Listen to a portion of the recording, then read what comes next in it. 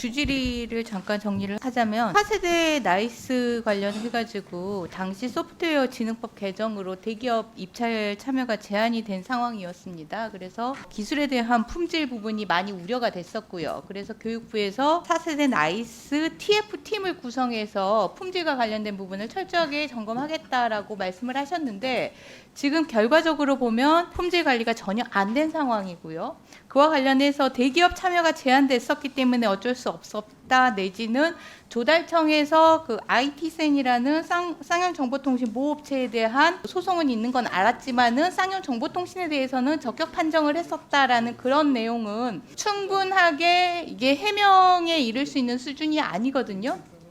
그 당시에 쌍용정보통신이 품질 저하로 인해서 이미 국방부로부터 부적격 업체라는 국방부로부터의 제재를 받은 상황이었기 때문에 품질 저하를 걱정했던 교육부로서는 이런 부분 등이 당연히 모니터링 되고 이런 부분들에 대한 논의가 있었어야 되는데 그런 부분들이 없었던 이유, 그런 부분들이 검토되지 못했던 이유는 지금의 장 차관님이 이 사태를 계기로 반드시 짚어보셔야 되고요. 또 하나 말씀드렸지만 운영과 관련해서 운영 일체를 위탁해버리고 운영과 관련된 관여를 하지 못하는 이 부분에 대해서도 운영 지침을 좀 세부적으로 다른 부처에 상응하게 만드셔야 된다라는 말씀 드리고요. 장차관님 그렇게 하시겠습니까? 네, 상당히 그 중요한 부분을 짚어주셔서 그 부분에 대해서 한번 꼼꼼히 한번 챙겨보겠습니다. 예, 알겠습니다. 그리고 기조실장님 센터에 85건이 접수됐다라고 했잖아요. 예, 그렇습니다. 예, 그 내용이 어떤 건가요?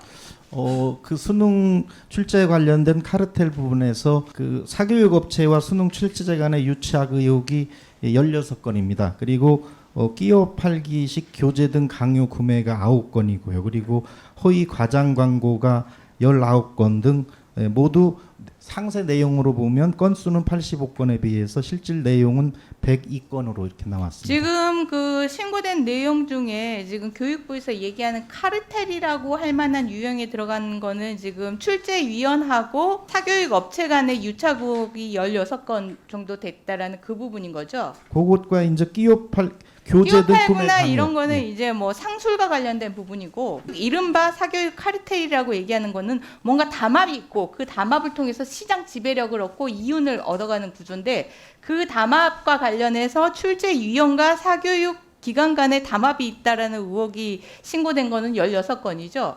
예, 그렇습니다.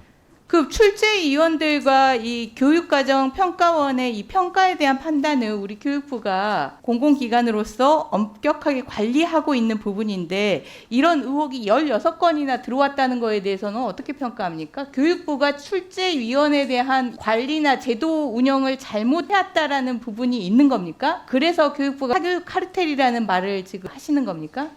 그 부분과는 조금 다른 것 같습니다. 출제는 평가원에서 출제위원 선정 등을 전적으로 전담하고 있고 독립된 성격을 갖고 있습니다. 아마 저희가 말씀드린 건 수능 출제이기 때문에 평가원 부분이 될 수도 있고요. 또는 수능과 출제에 대해서 출제위원으로 참여했거나 또는 그 관련한 아마 일을 하신 분이지 않나라는 생각이 들고요. 이런 신고가 지금 많이 들어온 부분에 대해서 지금 교육부는 매우 심각하게 보고 있고요. 이 부분에 대해서 지금 관계 부처와 협업을 통해서 지금 소상히 살펴보고 있다는 말씀드리겠습니다. 이게 사교육기관과 출제위원과 교육과정 평가원이 이게 연계돼서 담합을 했다. 이게 카르텔이고 이게 실제 일어나고 있었다라면 굉장한 문제인 거죠. 실제라면 예, 그렇습니다. 예. 이거는 교육부의 존재 이유가 흔들릴 정도의 굉장한 문제인 건데 지금 이게 센터를 열고 불과 2주 만에 이렇게 16건이 들어왔다라고 얘기를 하는데 그 5일 전에는 만입니다. 의원님 5일 만에 예, 들어왔다라고 그렇습니다. 하는데 그 전에 교육부나 평가원 쪽에 이러한 부분들에 대한 문제 제기는 전혀 없었나요? 아니면 그 부분들이 쭉 있어 와서 지금 문제를 삼은 건가요?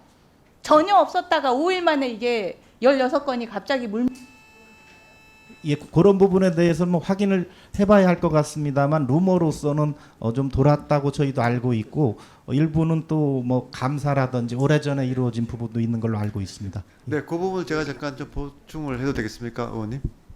네, 실제로 지금 이 이제 킬러 문항에 대한 그 오랜 간행 또 이 그 카르텔 그 의혹에 대해서는 사실 현장에서나 뭐 말은 많이 있었지만 어떻게 보면 교육계가 이걸 좀 덮어두는 그런 좀 부분이 분명히 있었다고 생각합니다. 그냥 이걸 문제를 밝혀서 해결하기보다는 그냥 소극적으로 그냥 관행적으로 그냥 대했다고 생각을 하고요. 이번에 이제 이 문제가 밖으로 드러난 것이고 드러난 이상은 철저하게 규명해서 이 문제를 해결해야 된다고 생각합니다. 그러면 둘 중에 하나잖아요. 쭉 있어 왔는데 덮어왔거나 아니면은 이게 문제를 위해서 가짜스럽게 제기됐거나. 근데 교육부 장관이 쭉 있어 왔는데 덮어왔던 부분이 있었다라는 얘기를 한 거잖아요. 네네. 그럼 그 카르텔을 얘기하기 전에 교육부에서 이 부분을 덮어놨던 거에 대한 반성을 먼저 해야 되지 않나요? 제가 그래서 사과를 한 겁니다. 제가 사과를 교육부와 출제 당국이 다 같이 사과를 한 거고요. 킬러 문항이라는 이런 부분이 아이들을 그 사기로 내몰고 사실 공정하지 못했다는 부분에 대해서 네. 킬러 문항이라는 담합 수단을 제기한 주체자들, 사실 기관과 실제 유형과 교육과정 평가원 이 세 가지가 연계되어서 카르텔을 형성하고 있다는 것에 대해서 교육계가 알고 있었고 이거를 덮어왔다 이렇게 아니요. 지금까지 지금 밝혀진 건 킬러 문항입니다. 근데 그 킬러 문항의 배후에 카르텔이 있다는 것은 지금 신고 접수를 받고 있는 거고요. 그것이 드러나는 것은 아직 지금 지켜봐야 되겠죠. 그렇지만 일단 킬러 문항이 있다는 자체만으로도 사실은 저는 사과를 해야 된다고 생각합니다. 그러니까 그 의심과 그 비난이 지금 그 속도가 다른 상황에서 비난이 먼저 나가니까 이게 지금 문제를 야기하고